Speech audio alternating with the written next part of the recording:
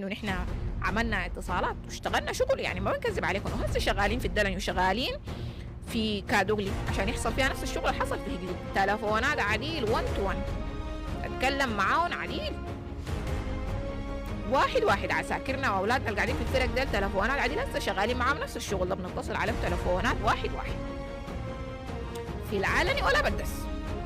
الدلن تسليمه طوالي بتاع الحركه الشعبيه، الكادوغلي السليمه بتاع ما في حاجه بتخلي تكون في حركه هناك نهائي، ما في سبب بيخلي زول يموت ولا زول يمرق من بيته ولا زول يخلي بيته ولا يقفل باب بيته ويطلع يمشي ينزح ولا هم يحزنوا. بس شغالين نفس الشغل ده في الدلن وشغالين في كادوغلي. المدينتين دول في احتمال كبير انهم يتسلموا في نفس اليوم عشان نديكم من الاخر من الاخر. هالسيع ده نحن شغالين مع اولادنا اللي قاعدين جوا الدلن في الفرق حقت الدلن وفي كادوغلي. والله لا تقطعوا الاتصالات، والله لا تقطعوا الاتصالات الا تقطعوا الاتصالات، لكن الاتصالات دي شغاله. نحن بنضرب لهم يوميا واحد واحد، كل يوم بنتصل على 10 15 نفر جوا الفرقه وجوا الحاميات بنتكلم معهم. الناس بيرسلوا لنا التلفونات في الخاص، ارقام التلفونات بتاعتهم في الخاص بنتصل عليهم تلفونات تاني. يعني احنا ذاته شغل لايفات خلينا. انا هسه من امبارح اول امبارح ولا 200 انا شغاله تلفونات هيجليك جوا، ناس بيرسلوا لي ارقام التلفونات في الخاص انا بشيلها بتصل عليهم. ناس شغالين ناس شغالين تاني. فكرة انه تاني نحن نقعد نضيع اولادنا في الفارغة عشان انتوا تقعدوا تحكموا وتدللوا رجلينكم، تاني الكلام ده ما بيحصل in our watch في الساعة بتاعت الخدمة حقتنا، في النبطشية حقتنا. تاني ما في كلام زي ده. الكلام ده قلناه في هيجليك وتاني حنقوله في الدرع وحنقوله في كادولي. الاثنين دول حيسلموا تسليم مفتاح زي ما تسلمت هيجليك، نفس التسليم بتاع هيجليك حيسلموا تسليم مفتاح دون اي طلقة، ولا طلقة واحدة ما بتنضرب لا في الدلن ولا طلقة ولا في زول من الدلن حيضطر يخلي بيته ولا يقفل السوق بتاعه ولا يقفل الدكان بتاعه ويتخارج يمشي اي مكان. الموضوع منتهي. الناس تقفل على كده نمشي على كده، لانه زي ما شفتوا المركز ده لا يعتمد عليه. المركز ده لا يعتمد عليه.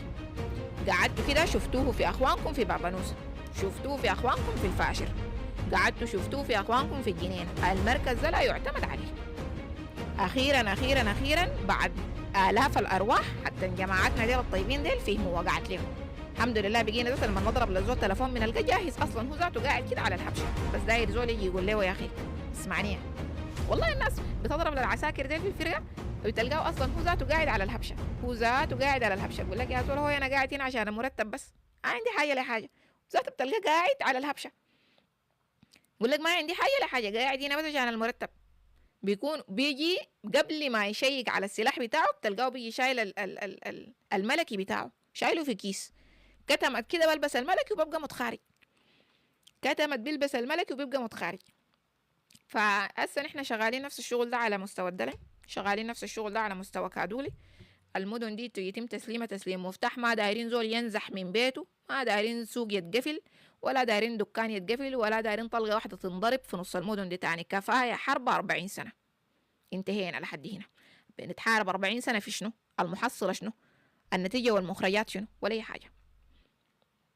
وبالتالي الليلة نحن سعيدين بمعركة هيجليج، معركة الانسحاب النظيف والشغل السليم، يعني تسليم مفتاح سلم واستلم. لا من شاف ولا من دري زي ما قالوا، ولا دخل الكش ولا قال كش، موضوع انتهى. مواضيع بسيطة. ناس نحن أهل بيت كلنا واحد، أي زول يقعد يحرز داره ويقعد يحرز باب بيته، ما في زول فاضي لزول. ما دايرين جيش ذاته يجي يحمينا، ما دايرين ذاته جيش يجينا تاني هناك ذاته، عندنا لكم أي حاجة ما تجونا ذاته. بس من يوم ما عرفناكم ما عرفنا العافية ولا شفنا يوم نظيف ذاته، ما شفناه. فبالتالي ما تجونا ذاته، ما دايرين حمايتكم دي، ما دايرينكم ذاته. فهسه نحن في سعي نجاة لأننا نقفل الحاميات ما تبقى من حاميات على امتداد جنوب كردفان، وبكده نكون طوينا صفحة من هذا الماضي الأليم في هذه الولايات أو كردفان الكبرى على وجه الخصوص. نحن الليلة سعيدين تماما، سعيدين تماما بهذه الأخبار وبهذا التطور، ويعني لا نخفيكم سرا يعني في هذا الموضوع.